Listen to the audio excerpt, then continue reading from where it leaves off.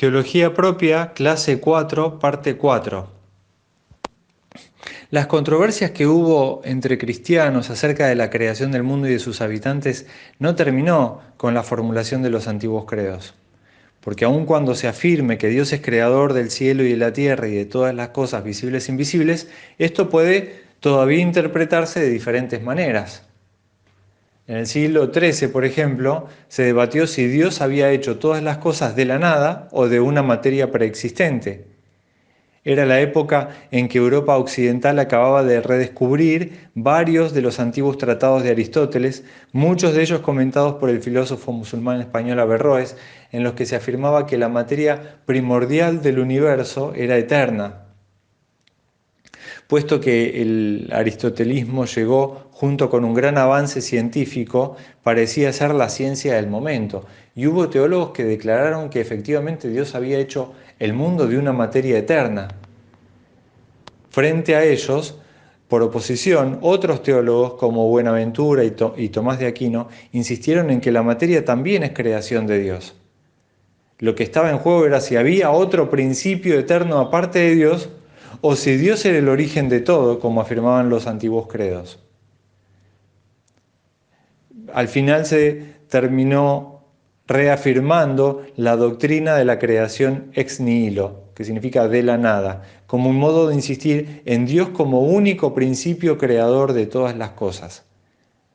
Como decíamos en la clase anterior y al principio de esta clase, Dios era el único ser eterno con existencia necesaria.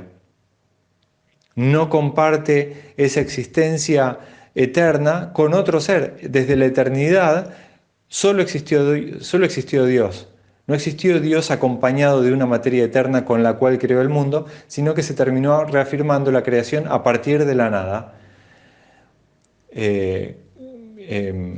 acentuando la singularidad de Dios en la eternidad pasada. En tiempos relativamente recientes, el desarrollo de nuevos métodos científicos le ha planteado nuevos retos a la doctrina tradicional de la creación. Y esto es particularmente cierto en el caso de la teoría de la evolución.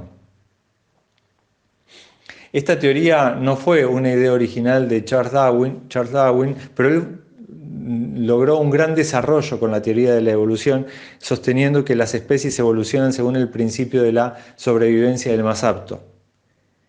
Las especies que existen hoy han evolucionado de otras que existieron antes, de tal modo que pueden encontrarse ancestros comunes, muchos de ellos ahora extintos, a las diversas especies. Y aunque esta teoría ha sido motivo de controversias muy amargas, y hay cristianos que la consideran hasta satánica, es importante recordar que el propio Darwin fue un cristiano fiel y fue un gran promotor de la obra misionera. Casi al momento de que se dio a conocer esta teoría, que se publicó en Inglaterra, El origen de las especies, que fue el libro de Darwin, hubo cristianos que vieron en ella una negación de la creación tal como se describe en los primeros 2 capítulos de Génesis. Y eso a su vez planteó la cuestión de la relación entre la ciencia y la fe. ¿Son compatibles acaso? ¿O es posible reconciliar los datos de la ciencia con los postulados de la fe? ¿Puede la ciencia sostener y enriquecer la fe o solo pueden cuestionarla y negarla? Ante esas preguntas hay una realidad indubitable. La Iglesia no puede desentenderse de los retos que le plantean los métodos científicos y sus descubrimientos. Estas cuestiones no son nuevas, porque se han planteado repetidamente a lo largo de la historia. El caso más famoso fue planteado por las teorías de Copérnico y luego de Galileo acerca del movimiento de los astros. Hasta entonces la opinión común era que el Sol giraba en torno a la Tierra. Pero cuando Copérnico y Galileo propusieron una visión diferente, hubo autoridades eclesiásticas que condenaron esas teorías, sobre la base de que Josué había detenido el curso del Sol, el movimiento traslatorio del Sol. Entonces no podía ser cierto lo que estaba afirmando ahora Galileo, de que es la Tierra la que se mueve alrededor del Sol. De igual modo, hubo quien insistió en que la Tierra no podía ser esférica, porque la Biblia habla de los confines de la Tierra, y una esfera no tiene fines. Así que respecto a estas teorías, a estas cuestiones, existe una gran variedad de opiniones entre los cristianos. Algunos tratan de reconciliar las teorías evolucionistas con la Biblia, diciendo que los 6 días son metafóricos y que se refieren cada uno a una etapa en un proceso creador. Otros insisten en que no hay contradicción ninguna y si se aclara que lo importante que el Génesis dice no es cómo Dios hizo al mundo, sino el hecho de que todo cuanto existe ha sido creado por Dios, quien sustenta todas las cosas que existen. Y en tal caso, si Dios hizo el mundo en 6 días, o si esa creación es un proceso evolutivo que ha tomado millones y millones de años, no tiene mayor importancia. Y otros todavía sostienen que las historias de Génesis 1 y 2 han de tomarse literalmente y que Dios hizo el mundo en 6 días de 24 horas. Para estos últimos, cualquier posición que acepte una descripción de los orígenes diferente a la del Génesis, ya sea la teoría de la evolución o la teoría de que el universo comenzó con una gran explosión, amenaza en forma directa la autoridad de la Escritura. Una vez que se pone en duda esa autoridad, dicen estas personas, ¿y qué nos impide entonces deshacernos de todo lo que dice la Biblia, incluso de la venida, de la muerte y de la resurrección de Jesucristo? ¿Por qué tendría que seguir creyendo de manera literal el relato del Evangelio si no puedo tomar de manera literal los primeros capítulos del libro de Génesis, según dicen los que sostienen esta última posición? Por otra parte, hay que reconocer que quienes defienden una interpretación literal del Génesis no defienden en realidad tal interpretación, sino más bien una armonización, una compaginación o una selección de dos historias diferentes, que tienen detalles que no coinciden entre sí y que por lo tanto no pueden entenderse literalmente. Por ejemplo, mientras que en Génesis 1:20 al 27 Dios crea primero a todos los animales y por último al ser humano, hombre y mujer de una sola vez, en Génesis capítulo 2, versículos del 15 al 22, Dios crea primero al varón, luego a los animales y por último de la costilla del varón a la mujer. Y esto parece darle fuerza a los argumentos de quienes dicen que Génesis no pretende decirnos exactamente cómo Dios ha hecho el universo, sino sencillamente que lo ha hecho.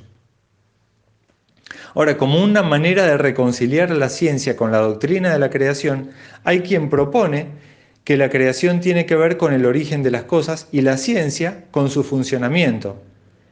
Lo que se sugiere entonces es que Dios en efecto creó el mundo y que lo echó a andar como se echa a andar una máquina cualquiera, y que a partir de entonces el mundo funciona según sus propias leyes, y es de esas leyes que se ocupa la ciencia.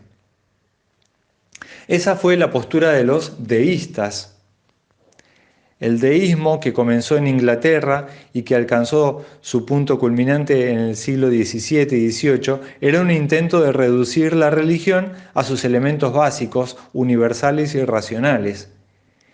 Según los deístas, esos elementos son innatos a la mente humana, donde han sido colocados por Dios mismo, y es posible conocerlos sin revelación especial alguna. Estos son la creencia en la existencia de Dios, la obligación de rendirle culto, la obligación de llevar una vida devota y virtuosa como parte de ese culto, el arrepentimiento por el pecado y el castigo o recompensa final según nuestras acciones. Según los deístas, todas las religiones, incluso el cristianismo, se han apartado de la sencillez y de la racionalidad de esa religión natural. Por eso la mayoría de ellos rechazaba toda idea de una revelación divina especial o de intervenciones de Dios en el curso de la naturaleza e insistían en que sus pruebas de la existencia de Dios eran puramente racionales. Como parte de ese sistema, entonces se decía que Dios hizo al mundo, pero que no interviene más en él, sino que lo dejó marchar según las leyes físicas racionales a las que Dios mismo lo sujetó. Aunque esta postura fue propuesta entre otros por algunos pensadores cristianos que pensaban que de ese modo mostraban que en su esencia el cristianismo era eminentemente racional. La mayoría de los cristianos vieron en el deísmo una seria amenaza a la fe. Así, por ejemplo, si Dios no interviene en el mundo, ¿por qué las Escrituras no nos exhortan, por qué las Escrituras nos exhortan a llevar nuestras peticiones a Dios? ¿Solamente para que nos sintamos consolados, aun cuando en realidad nada va a cambiar?